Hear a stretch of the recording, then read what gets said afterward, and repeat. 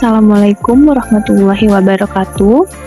Sebelumnya, perkenalkan nama saya Dea Mustika dengan NPM 1012-1017, kelas C5 Manajemen. Kali ini, saya akan membuat sebuah video untuk memenuhi tugas evaluasi akhir semester mata kuliah pemasaran jasa dengan dosen pengampu Bapak Indra Jatiwibowo SEMM. Video ini berisikan mengenai materi-materi resum selama semester 5. Berikut videonya, selamat menyaksikan. Sebelum ke pembahasan yang lebih jauh, kita perlu tahu apa itu komunikasi pemasaran jasa. Komunikasi pemasaran jasa merupakan suatu proses penyampaian informasi, nilai, manfaat, dan pesan yang terkait dengan layanan yang ditawarkan oleh suatu perusahaan kepada konsumen ataupun pasar target. Berbeda dengan produk fisik, komunikasi pemasaran jasa lebih berfokus pada promosi dan pemahaman akan karakteristik intangible layanan yang ditawarkan. Menurut Philip Kotler, komunikasi pemasaran jasa adalah proses oleh mana organisasi menarik perhatian, membangkitkan minat, membangun keinginan, dan menciptakan tindakan pembelian atas layanan yang ditawarkan. Definisi ini menggarisbawahi bahwa peran komunikasi dalam menyampaikan nilai dan manfaat layanan kepada konsumen sambil menciptakan hubungan yang positif antara perusahaan jasa dan pelanggan mereka. Lalu selanjutnya ada strategi komunikasi pemasaran jasa. Strategi komunikasi pemasaran jasa mencakup berbagai pendekatan yang ditujukan untuk menyampaikan nilai, manfaat, dan keunikan layanan kepada pelanggan potensial. Berikut ada beberapa jenis strategi yang umum digunakan dalam komunikasi pemasaran jasa. Di antaranya sebagai berikut. Yang pertama ada penekanan pada nilai dan manfaat, personalisasi dan interaksi, cerita dan pengalaman pelanggan, edukasi dan informasi, branding dan identitas, pemanfaatan media dan teknologi, serta hubungan masyarakat dan kemitraan. Selanjutnya ada elemen komunikasi pemasaran jasa yang terbagi ke dalam beberapa macam, di antaranya ada advertising atau periklanan, merupakan pemanfaatan media untuk menyampaikan pesan kepada audiens target. Lalu yang kedua ada public relation atau hubungan masyarakat dengan membangun citra positif melalui media, acara, dan kerjasama. Lalu selanjutnya ada sales promotion atau promosi penjualan dengan merangsang penjualan melalui insentif atau penawaran khusus. Lalu selanjutnya ada personal selling atau penjualan personal dengan berinteraksi langsung antara penjual dan calon pelanggan. Lalu yang terakhir ada digital marketing, yaitu pemasaran digital dengan pemanfaatan platform digital untuk mencapai audiens. Lalu unsur dari pemasaran jasa lainnya ada manajemen pesan dan branding, yang terbagi ke dalam beberapa macam. Di antaranya ada brand positioning atau posisi merek dengan menempatkan layanan di pikiran pelanggan sebagai pilihan yang unik. Lalu ada pengelolaan citra atau image management dengan membangun citra merek yang positif dan kuat. Dan yang terakhir ada consistent messaging atau pesan konsisten dengan menjaga konsistensi pesan di seluruh saluran komunikasi. Selanjutnya ada media komunikasi terbagi ke dalam 3 macam. Yang pertama ada tradisional media seperti televisi, radio, media cetak, billboard, dan semacamnya. Lalu yang kedua ada digital media, yaitu seperti situs web, media sosial, iklan online, email marketing, dan semacamnya. Lalu yang terakhir ada event marketing, yaitu mengadakan atau berpartisipasi dalam acara untuk mempromosikan layanan. Lalu selanjutnya ada evaluasi dan pengukuran, di antaranya ada kinerja kampanye, yaitu mengevaluasi efektivitas kampanye di berbagai saluran komunikasi. Lalu yang kedua ada ROI atau Return on Investment, yaitu mengukur keberhasilan kampanye dalam hal investasi yang diperoleh. Lalu selanjutnya ada komunikasi interpersonal, terbagi ke dalam 2 macam, di antaranya ada pelatihan karyawan, yaitu memastikan karyawan memahami layanan dan mampu berkomunikasi dengan pelanggan secara baik dan benar. Lalu yang kedua ada interaksi dengan pelanggan, yaitu membangun hubungan positif melalui layanan pelanggan yang lebih unggul. Dengan komunikasi pemasaran jasa ini merupakan strategi yang kompleks yang melibatkan berbagai elemen untuk membangun citra merek yang kuat. dan mempengaruhi keputusan pembelian pelanggan. Dengan materi lengkap ini, dapat membantu kita dalam memahami dan menerapkan strategi komunikasi yang efektif dalam konteks layanan. Selanjutnya ada komunikasi pemasaran terintegrasi atau Integrated Marketing Communication, merupakan pendekatan strategis dalam pemasaran yang menyatukan berbagai elemen komunikasi pemasaran ke dalam satu strategi yang terkoordinasi. Konsep ini menggabungkan berbagai alat komunikasi pemasaran seperti periklanan, promosi, penjualan, public relation, pemasaran langsung, dan strategi komunikasi lainnya untuk mencapai tujuan pemasaran secara efektif. Pada pematerian kedua, yaitu manajemen SDM dalam perusahaan bidang jasa, dengan konteks manajemen pemasaran jasa memiliki beberapa komponen kunci, di antaranya yang pertama ada perencanaan kebutuhan SDM, dengan menganalisis kebutuhan serta perencanaan kebutuhan masa depan. Lalu yang kedua ada perekrutan dan seleksi, dengan mendefinisi peran serta proses seleksi. Lalu yang ketiga ada pelatihan dan pengembangan, yaitu dengan orientasi dan pelatihan awal, serta pengembangan karir. Yang keempat ada evaluasi kinerja dan umpan balik, dengan penilaian kinerja berkala serta umpan balik konstruktif. Lalu selanjutnya ada kompensasi dan penghargaan, yaitu dengan sistem kompensasi yang adil serta penghargaan dan pengakuan.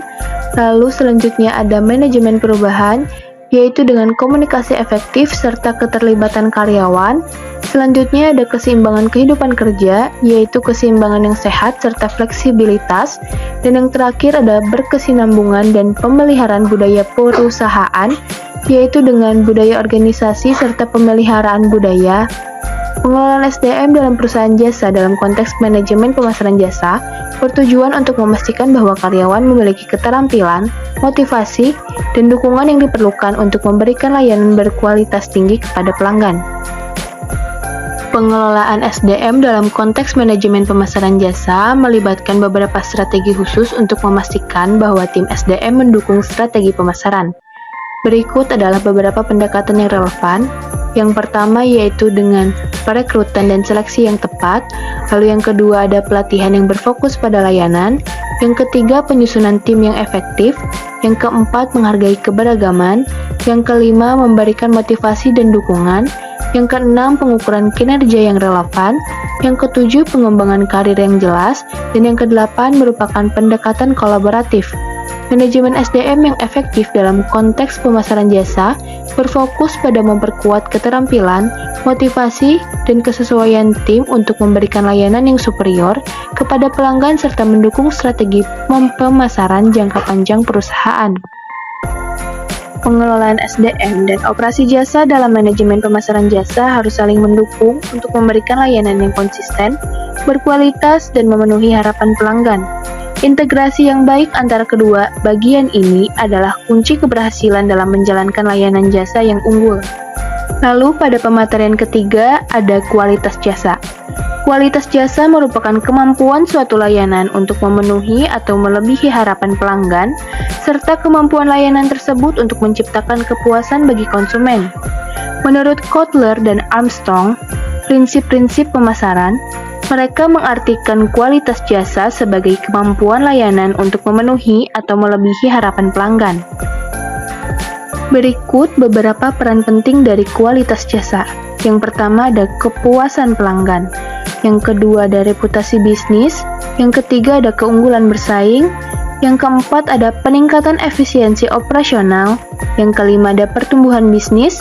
Yang keenam ada pengembalian investasi atau ROI. Dan yang ketujuh ada kepercayaan dan kesetiaan pelanggan. Yang kedelapan ada inovasi. Dengan memperhatikan peran penting kualitas jasa dalam bisnis, perusahaan biasanya berusaha untuk terus meningkatkan kualitas layanan mereka untuk memenuhi atau bahkan melampaui harapan pelanggan. Mengenai nilai pelanggan atau customer value adalah konsep penting dalam pemasaran yang mencerminkan manfaat atau kepuasan yang diperoleh pelanggan dari produk atau layanan suatu perusahaan. Ini tidak hanya terbatas pada harga, tapi juga mencakup aspek-aspek seperti kualitas, layanan, keandalan, dan persepsi pelanggan terhadap produk atau layanan tersebut. Yang pertama ada komponen nilai pelanggan yang terdiri dari manfaat produk atau layanan. harga, pelayanan pelanggan, serta kualitas. Lalu yang kedua ada pemahaman nilai pelanggan, yang terdiri dari nilai fungsional atau manfaat langsung yang diberikan produk atau layanan kepada pelanggan. Yang kedua ada nilai emosional, yaitu bagaimana produk atau layanan itu mempengaruhi perasaan pelanggan, misalnya kepercayaan, kebahagiaan, atau rasa aman.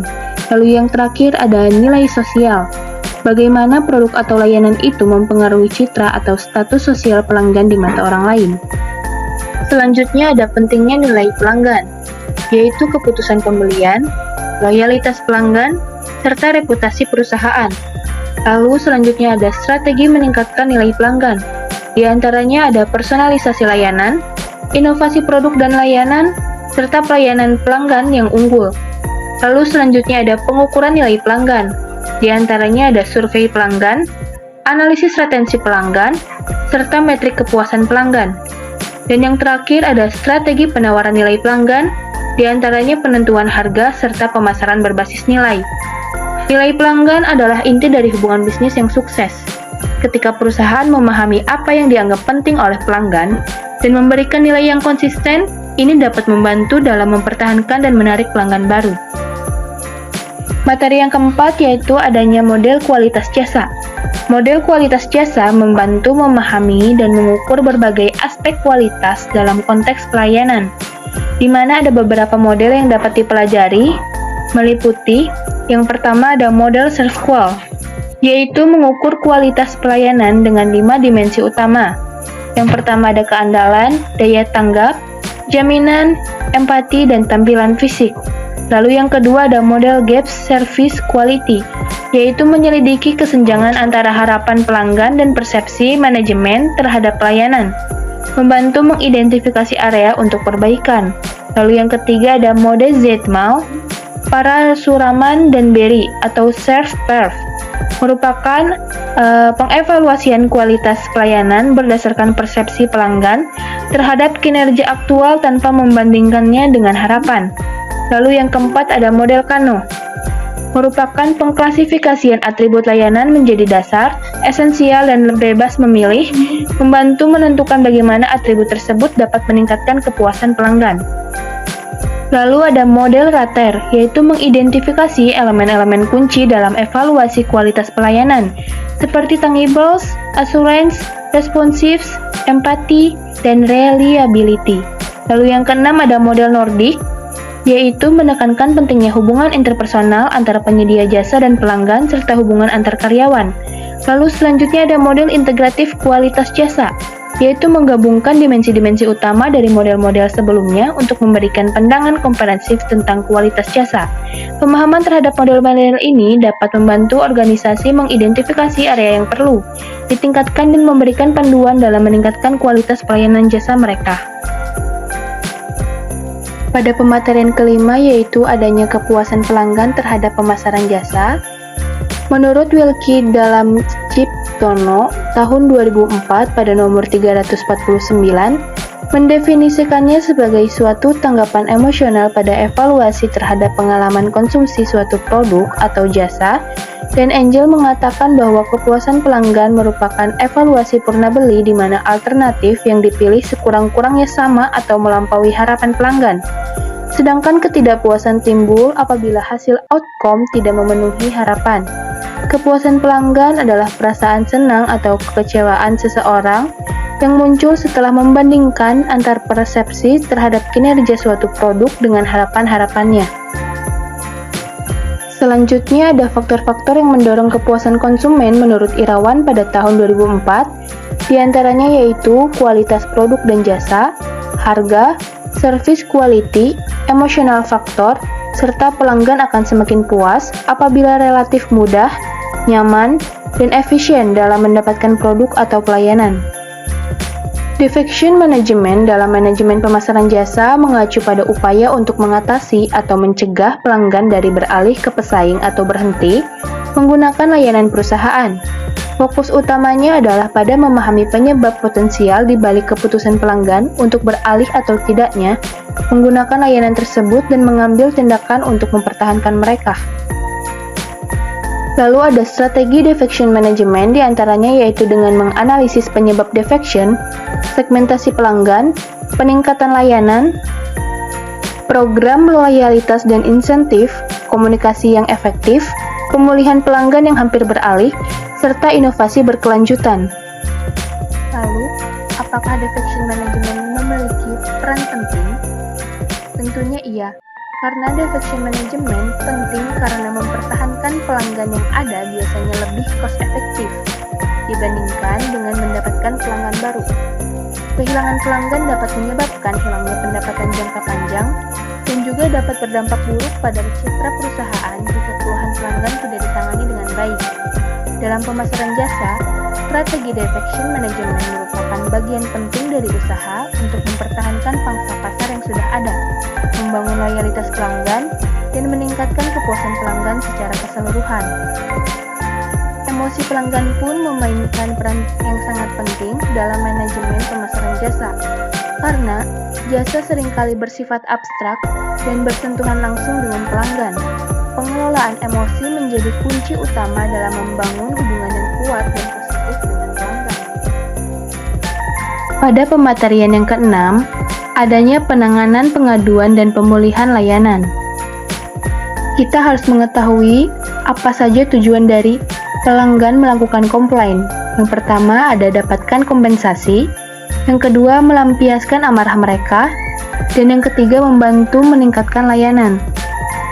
Serta yang keempat adanya alasan altruistik atau pelanggan yang komplain ingin menghindarkan pelanggan lain dari pengalaman yang sama. Mereka ingin agar calon pelanggan lain tidak mengalami kesulitan jika komplain tidak ada perbaikan.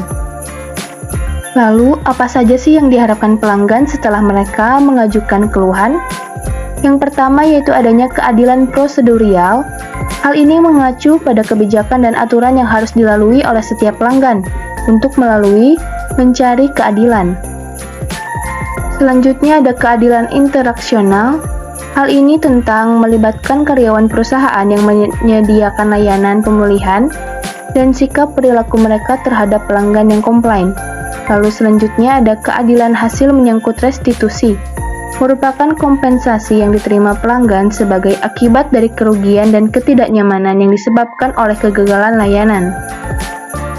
Selanjutnya ada J-Customer atau tipe pelanggan yang komplain. Istilah J-Customer berasal dari kata Jaywalker atau pejalan kaki, digunakan untuk menggambarkan orang yang menyeberang jalan di tempat yang tidak sah atau dengan cara yang berbahaya. Ada beberapa tipe dari J-Customer, diantaranya yaitu the cheat atau curang, the thief atau pencuri, the rule breaker yaitu pelanggar aturan, the belligerent, the family invaders, the vandal, dan the deadbeat. Selanjutnya, adanya dampak pemulihan layanan yang efektif pada loyalitas pelanggan. Pelanggan tetap setia saat perusahaan menciptakan nilai bagi mereka. Keluhan yang ditangani dengan baik dapat dilihat sebagai sumber keuntungan atau profit center, bukan biaya utama. Ketika pelanggan yang tidak puas akan pelayanan dan komplain, perusahaan kehilangan lebih dari sekedar nilai transaksi selanjutnya. Mungkin juga kehilangan aliran keuntungan jangka panjang dari pelanggan itu dan dari siapapun yang terhalang untuk memberikan masukan perusahaan itu karena komentar negatif dari seorang pelanggan yang tidak bahagia. Walaupun begitu, banyak perusahaan belum menyetujui konsep bahwa berinvestasi dalam pemulihan layanan yang dirancang untuk melindungi mereka dalam keuntungan jangka panjang. Untuk paradoks pemulihan layanan tersendiri menggambarkan fenomena di mana pelanggan yang mengalami pemulihan layanan yang sangat baik setelah kegagalan merasa lebih puas daripada pelanggan yang tidak memiliki masalah dari sejak awal. Contohnya yaitu seorang penumpang maskapai ketika tiba di counter check-in, dia menemukan tidak ada kursi untuknya karena overbooking. Meskipun dia sudah memesan tempat duduk untuk memulihkan layanan, penumpang ditingkatkan ke kursi kelas bisnis tanpa biaya tambahan. Pelanggan yang komplain akhirnya menjadi lebih puas dari sebelumnya masalah itu terjadi. Secara khusus, pemulihan layanan yang efektif harus proaktif, terencana, terlatih, dan diberdayakan.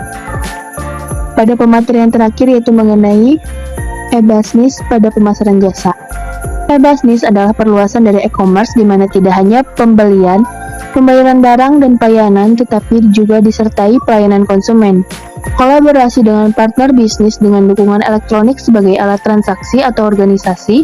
Dalam penerapannya, e-bisnis akan menggunakan seluruh mata rantai dalam proses bisnisnya, seperti proses pembelian secara elektronik, manajemen rantai pasokan, pemrosesan pesanan secara elektronik, mengatur pelayanan pelanggan hingga bekerja sama dengan partner atau mitra usaha. Dalam e-Business, transaksi uang belum tentu diperlukan, karena pada prinsipnya e-Business juga melibatkan pemasaran, perancangan produk, dan evaluasi layanan konsumen. Selanjutnya ada model bisnis internet, diantaranya yaitu adanya product creation, PPC publisher, local business, website flipping, membership website, joint venture, webinar, domaining, service provider. Lalu adanya fenomena e-bisnis. Fenomena e-bisnis tidak dapat disangkal telah menjadi tren yang mewarnai aktivitas bisnis di negara-negara maju maupun berkembang. Konsep baru yang berkembang karena kemajuan teknologi informasi dan berbagai paradigma bisnis baru ini dianggap sebagai kunci sukses perusahaan-perusahaan di era informasi dan di masa-masa mendatang. Selanjutnya ada kelemahan dari e-bisnis sendiri, yaitu diantaranya tidak adanya pertemuan dengan pelanggan secara langsung, risiko penipuan bisa lebih tinggi, kehilangan segi finansial atau keuangan secara langsung karena sebuah kecurangan, pencurian informasi, serta kehilangan kesempatan bisnis karena adanya gangguan pelayanan. Kesalahan ini bersifat kesalahan yang bukan disengaja ataupun kesalahan non-teknis, seperti aliran listrik yang tiba-tiba padam. Selanjutnya ada dampak implementasi e-Business dan e-commerce terbagi menjadi dua, yaitu dampak positif serta dampak negatif.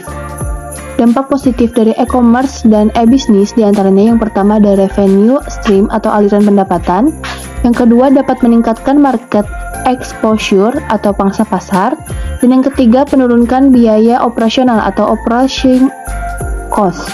Lalu sedangkan dampak negatif dari e-commerce dan e-Business adalah pertama, kehilangan segi finansial secara langsung karena kecurangan, yang kedua pencurian informasi rahasia yang berharga, dan yang ketiga kehilangan kesempatan bisnis karena gangguan pelayanan. Selanjutnya ada klasifikasi e-commerce, diantaranya yaitu ada business to business atau B2B, lalu selanjutnya ada business to consumer atau B2C, terus ada consumer to consumer yaitu C2C. Dan yang terakhir ada consumer to business atau C2B. Lalu di sini ada pengertian situs. Yang dimaksud di sini adalah perusahaan-perusahaan penyediaan layanan internet. Sedangkan yang menyediakan layanan internet atau memberikan jaringan pada pemilik situs tersebut kita kenal dengan nama provider. Hal ini perlu ditegaskan karena sering terjadi kesalahan dan menganggap sama antara jasa situs dengan jasa provider. Mungkin saja pemilik provider juga adalah pemilik situs tertentu. Misalnya American Online, PT Telkom, yang memiliki situs plaza.com dan sebagainya. Sekian pemaparan yang dapat saya sampaikan. Mohon maaf apabila masih banyak kekurangan dan terima kasih atas segala perhatian. Semoga pematerian kali ini dapat berguna untuk kalian semua. Wassalamualaikum warahmatullahi wabarakatuh.